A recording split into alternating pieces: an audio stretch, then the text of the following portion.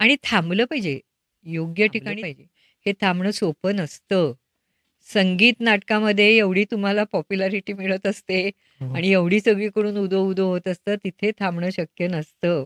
Badminton player असताना ती singles तुम्ही जेव्हा हाणून पाडता, तेव्हा तिथेही एकदम स्टॉप घेणं शक्य नसतं. किंवा इव्हन साहित्यिक काही संस्थांमध्ये काम करताना जेव्हा तुम्ही थांबायचं ठरवता, हो. तेही अवघड नसतं. कारण ती प्रशंसा, ते गुच्छ, ते अमकन त्याची इतकी लोकांना असोशी निर्माण होते आणि मला उलट भावना होते, की तेच-तेच करायचं, तेच-तेच करायचं.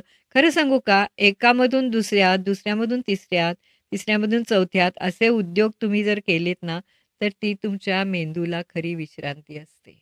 वा. खरंच. ते तुम्ही आणि तुम्ही ताजेतवाने राहता.